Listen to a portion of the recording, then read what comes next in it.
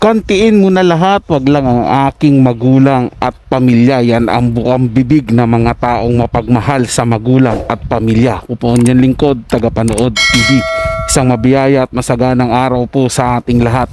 Welcome back po dito sa ating YouTube channel at Facebook page. Panibagong araw, panibagong reaction video po ulit tayo mga tagapanood. At ito po'y galing sa channel ni Showbiz Trend Update. Ilalagay ko po yung link ng channel niya sa description para mabisita nyo po at masubscribe na rin. At sa mga bagong napadaan lang po dito sa ating channel, huwag nyo po sanang kalimutan na mag-subscribe.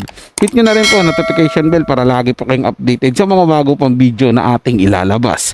Share, like, and comment din po kayo mga tagapanood, atin yung babasahin at pupusuan. Wag na natin patagalin to, simulan na po natin ang ating reaction video sa araw na to mga tagapanood.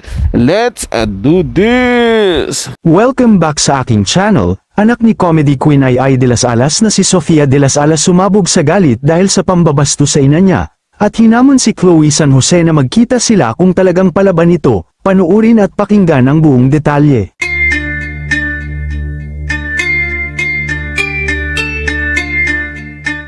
Hindi na nga napigilan ng anak ni comedy queen Ai de las Alas na si Sofia Bautista de las Alas ang sumabog sa galit matapos banatan ni Chloe at insultuhin ang kanyang nanay. Matatandaang nagugat ang pag-aaway ni Ai at Chloe San Jose nang magbigay ng payo ang comedy queen kay Chloe na irespeto si Angelica Yulo dahil ina ito ng kanyang boyfriend. Kaya naman nang malaman ni Chloe ang hiwalayan ni Ai sa asawa nitong si Gerald Sibayan ay hindi rin ito napigilan ng banatan at asarin ang comedy queen. Dahil ayon kay Chloe ay karma daw ito dahil sa pangingialam niya sa problema ng iba.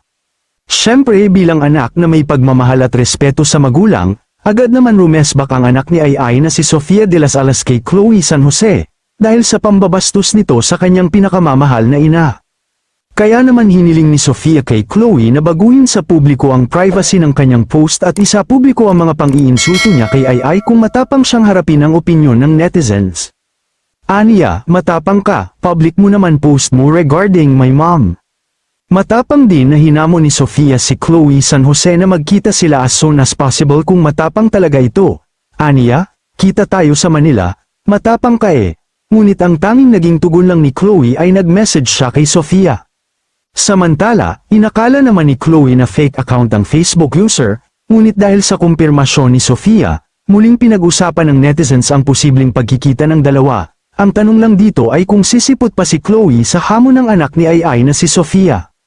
Sa naging panayam naman ng PEP Philippines, sinabi ni Sofia na hindi nararapat ang naging pahayag ni Chloe laban sa kanyang ina, dahil wala naman ginagawang masama ang kanyang ina laban sa kanya, kundi nagbigay lang ito ng payo bilang isang nanay. Ayon kay Sofia, sasagutin niya si Chloe kapag tapos na siya sa kanyang bakasyon. Too lazy to respond, Tito. I'm in Korea.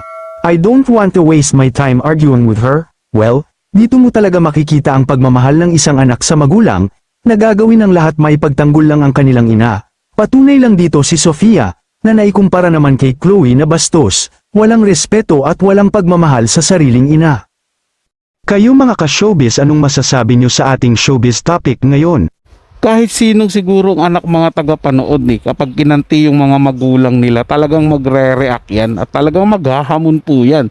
Yung iba nga handang pumatay di ba? Para lang maipagtanggol nila yung kanilang mahal sa buhay, lalo na yung kanilang ina.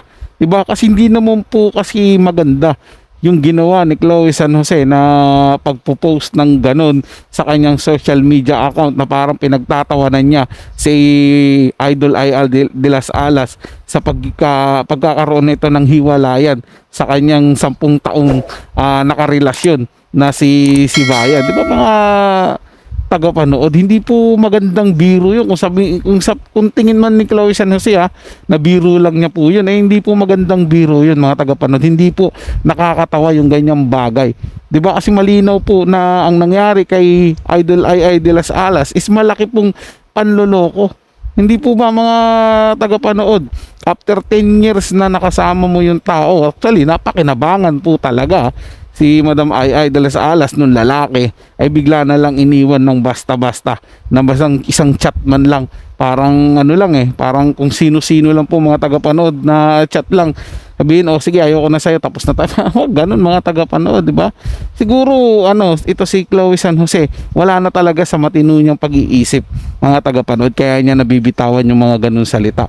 Sa bagay, wala rin naman siyang respeto sa sarili niyang magulang, maging respeto doon sa magulang ng kanyang boyfriend. Kaya hindi po siya apektado kung ano man mararamdaman ng tao o ng mga anak nung ginawa niya po ng ganyan. Ayan, ngayon, nirespakan po siya ng anak naman ni Idol Ai de las Alas. Di dapat, kung matapang siya, harapin niya po ito, mga tagapanood. At patunayan niya na talagang kaya niyang panindigan kung ano man yung sinasabi niya kay Ai de las Alas. So yun lang po mga tagapanood, nagustuhan niyo po yung ating talakayan sa araw na to, at kung kayo bago lang po na napadaan dito sa ating channel, wag niyo po sanang kalimutan na mag-subscribe.